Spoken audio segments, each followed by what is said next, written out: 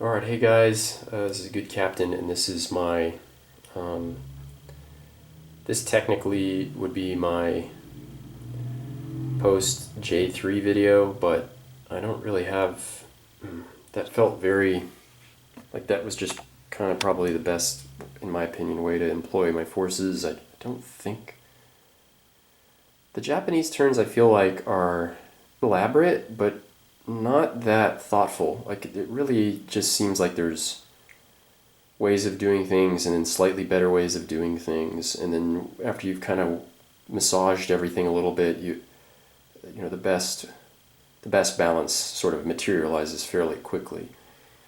um, over here though, where the allies are ramping up all the pressure they can, it's not the same story. And this is post British turn, and I haven't rolled for Italy yet.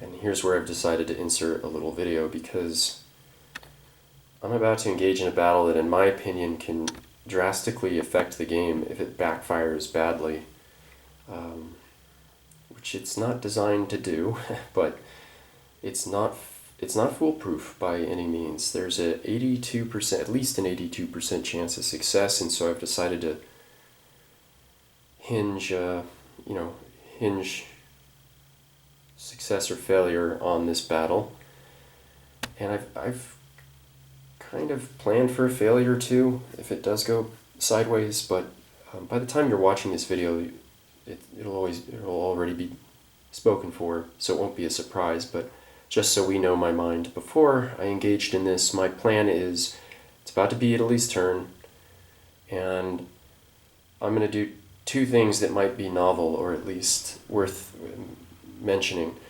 The first is my attack into Algeria. I'm going to sacrifice my transport by moving it into Sea Zone 13, loading an infantry and a tank, crossing them over to Algeria, bringing the fighter down with it, and moving my infantry and artillery from Libya into Algeria as well. So this will be 2 infantry, 1 artillery, and 1 fighter and 1 tank. And there's at least an 82%. The goal is not to retake Algeria, it's to destroy all the American forces in here. Right, so this is a Kasserine pass for sure. The Americans did a torch, and the Axis are going to respond with a Kasserine pass, and we just really need to. I really want 0 American units left.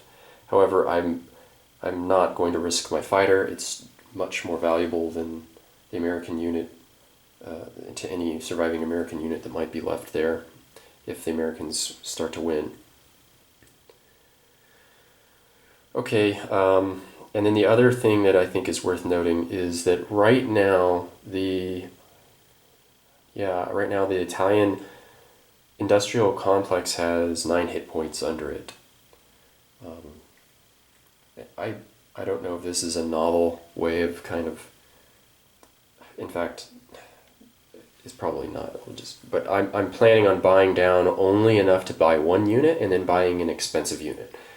That's in my opinion, well, not in my opinion, statistically speaking, that's the best thing you can do to mitigate the effects of industrial bombing.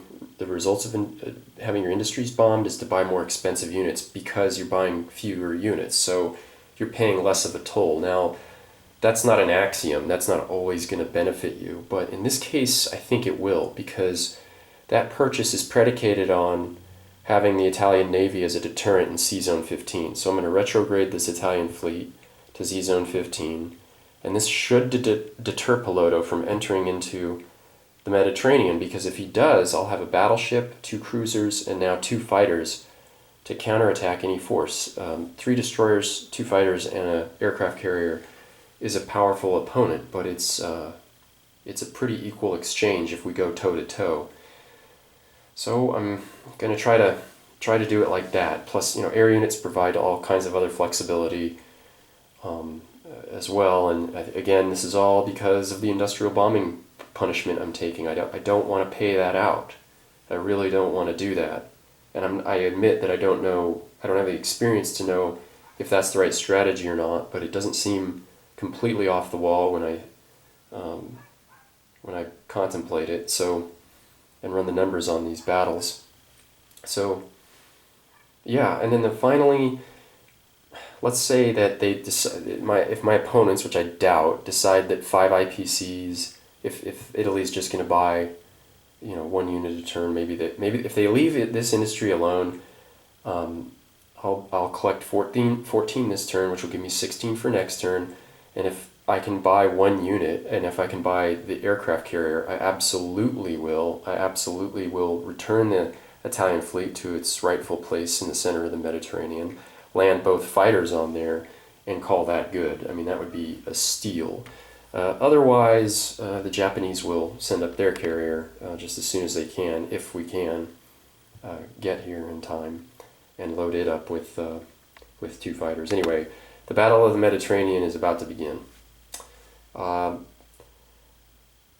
Otherwise, yeah, I'm not going to comment on what we're doing with Germany because the USA has to go, and that's a crucial turn. So just wanted to sort of talk about what I'm about to do with Italy before getting to Italy. So here we go.